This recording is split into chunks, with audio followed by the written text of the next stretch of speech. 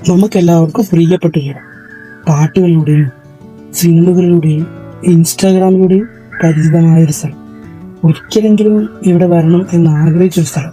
ഗ്രാമീണ ഭംഗിയാണെങ്കിലും പരന്നു കിടക്കുന്ന ഈ വലിയ പാടത്തിൻ്റെ സ്വർണ്ണ തിളക്കം കൊണ്ടാണെങ്കിലും വീണ്ടും ഒന്നുകൂടി വരാൻ എന്ന് തോന്നിപ്പിക്കുന്ന ഒരു സ്ഥലം. അതിൻ്റെ ഒത്ത നടുവിൽ ഒരു വലിയ നല്ല തലയെടുപ്പോടുകൂടി നിൽക്കുന്ന ഒരു വാഗമരം. ക്ഷേത്രത്തിൻ്റെ ഐതിഹ്യത്തിനൊപ്പം ഈ മരവും ചേർന്ന് നിൽക്കുന്ന ഒന്ന് തന്നെയാണ്. സ്ഥലവൃക്ഷം എന്നും ഈ മരത്തെ പറയുന്ന ആൾക്കാരുണ്ട്. ഇവിടെ നിന്ന് നേരെ പിന്നിലേക്ക് തിരിഞ്ഞാൽ കാണുന്നതാണ് പൂരങ്ങളുടെ നാടായ തൃശ്ശൂരിൻ്റെ സ്വന്തം ഉത്രാളിക്കാവ്.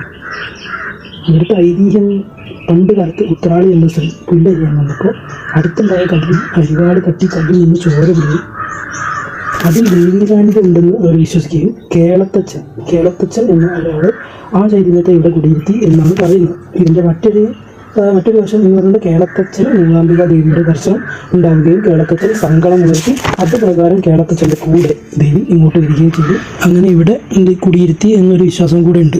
അപ്പോൾ ഇന്ന് 17/2/2026 ചൊവ്വാഴ്ച ഇന്ന് പറയെടുപ്പോടെ ഉത്രാളിക്കാവ് ഉത്സവം ആരംഭിക്കുകയാണ്. ഇവിടുത്തെ പ്രാധാന്യം എന്താണെന്ന് വെച്ചിട്ടുണ്ടെങ്കിൽ ദേവീക്ഷേത്രമായതുകൊണ്ട് തന്നെ വിദ്യാഭ്യാസം, അതായത് വിദ്യാരംഭം കുറിക്കുക, കലാരംഗത്ത് പ്രവർത്തിക്കുന്ന അത്തരത്തിലുള്ള ആളുകൾക്ക് വന്നിട്ടുണ്ടെങ്കിൽ വളരെ നല്ലതാണ്.